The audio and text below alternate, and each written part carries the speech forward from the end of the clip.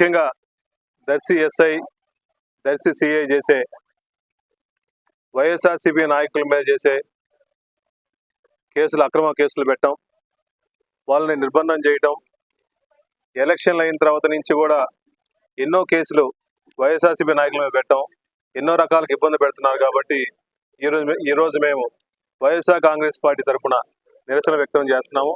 ఈ నిరసన ప్రోగ్రాంకి మేము ప్రజాస్వామ్యంగా, శాంతియుతంగా నిరసన ర్యాలీ చేసుకున్నామంటే కావాలని ఈ ఎస్ఐ కోసం సపోర్ట్ చేసిన కోసం సుమారుగా 300 మంది పోలీసులు దించేసి ఈరోజు మొత్తం హౌస్ అరెస్ట్ చేశారు. మేము ఎప్పుడు పోలీస్ వ్యవస్థకు మేము ఎప్పుడు వ్యతిరేకం కాదు. ఎంతోమంది మంచి ఆఫీసర్లను చూసాం పోలీస్ వ్యవస్థలో. ఒకరు ఇద్దరు దర్శి ఎస్ఐ మురళి లాంటి వాళ్ళ వల్ల పోలీస్ వ్యవస్థకే మచ్చ వస్తుంది. ఇటువంటి వ్యక్తి ఒక ఎస్ఐగా పనిచేయకుండా ఒక పూర్తిగా పచ్చ చొక్కా వేసుకుని టీడీపీ కార్యకర్తలాగా పనిచేసి, టీడీపీ గుండాలాగా పనిచేసి ఒక ఎస్ఐ రౌడీలాగా ప్రవర్తిస్తున్నాడు ఈ కాన్స్టిట్యున్సీలో. దయచేసి ఇతను వచ్చిన కాడి నుంచి కూడా ఎంతో మంది వైఎస్ఆర్సీపీ నాయకుల మీద, ముఖ్యంగా చలివేంద్ర అనే గ్రామంలో మన వినాయక చవితి నిమజ్జనం అప్పుడు ముఖ్యంగా మహిళలందరూ కూడా బూట్ కాల్తో తన్ని ఇంటి మీద రౌడీ విజంగా ఇల్లు పగలగొట్టి, గ్లాసులు పగలగొట్టి వాళ్ళందరూ తీసుకొచ్చి అరెస్ట్ చేశాడు. అదేవిధంగా నిన్న కొత్తరెడ్డిపాలెం గ్రామంలో ఒక చిన్న తగాదా జరిగితే అవతల కావాలని టీడీపీ వాళ్ళు చౌటపాలెం అనే గ్రామం నుంచి సుమారుగా 30 మంది వచ్చేసి వైసీపీ కార్యకర్తలను అటాక్ చేస్తే వైసీపీ నాయకుల మీద కేసులు పెట్టే కానీ టీడీపీ మీద కార్యకర్తలు కేసులు పెట్టాల. ఆ రోజు తగాదా జరిగేటప్పుడు ఎస్ఐ ఉన్నాడు. అట్లీస్ట్ కనీస బాధ్యత, నువ్వు అవతల మీద కేసులు పెట్టాలని బాధ్యత లేదు. ఎవరన్నా వైఎస్ఆర్సీపీ నాయకులు అనే వాళ్ళు స్టేషన్కి పోతే మీకేడు అవసరం, మీరు బయటికి పోండి, మీరు ఇక్కడ వచ్చే అవకాశమే లేదు, ఇది మీ గవర్నమెంట్ కాదు, టీడీపీ గవర్నమెంట్, మీరు ఏ కేసులు ఇచ్చినా కూడా మేము పట్టించుకోమనే పరిస్థితికి వచ్చింది.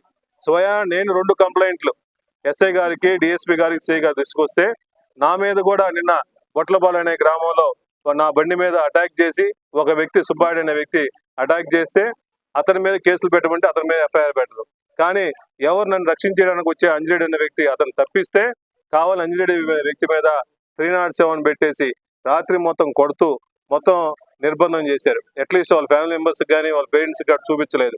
ఎంతో విధంగా మొత్తాన్ని అమానుషంగా మహిళలను చూడకుండా ఎన్నో విధాలుగా బూతులు మాట్లాడుతూ హరాస్ చేస్తున్న వ్యక్తి ముఖ్యంగా ఎస్ఐ మురళి అనే వ్యక్తి. ఇటువంటి వ్యక్తి ఎస్ఐ వృత్తికే పనికిరాడు. ఎప్పుడు మొత్తం టీడీపీ గవర్నమెంట్ లో ఉంటా అనుకున్నాడేమో. పదవులు ఎప్పుడు శాశ్వతంగా అధికారులు వస్తా ఉంటాయి, పోతా ఉంటాయి. కానీ చట్టప్రకారం చేసుకునే ఎస్ఐలు ప్రశాంతంగా ఉంటారు. నీలాంటి వ్యక్తులు ఎప్పుడొకప్పుడు సస్పెండ్ అవుతారు. మేము గుర్తు పెట్టుకుంటాము. మా జగన్మోహన్ గారి దృష్టికి కూడా తీసుకెళ్తాము. దయచేసి ఈ ఎస్ఐ మీద, సిఐ మీద చట్టపరమైన చర్యలు తీసుకోమని చెప్పేసి వైఎస్ఆర్సీపీ తరఫున డిమాండ్ చేస్తున్నాము. అదేవిధంగా ఈరోజు సాయంత్రం ఎస్పీ గారిని కూడా తీసుకెళ్లేసి మొత్తం రిప్రజెంటేషన్లు, మాకు ఏ విధంగా అన్యాయం జరిగిందో వీడియో క్లిప్పింగ్స్ అన్నీ ఉన్నాయి, అన్ని ఆధారాలు, ఫోటో క్లిప్పింగ్స్ అన్నీ ఉన్నాయి. కాబట్టి అన్నీ తీసుకెళ్ళి మా నాయకుల మీద హరాస్ చేసింది, కేసులు పెట్టింది, అన్ని ఫోటో క్లిప్పింగ్స్ అన్నీ ఉన్నాయి. నేను కంప్లైంట్ ఇచ్చినవి కూడా వాళ్ళు పట్టించుకోలేదు.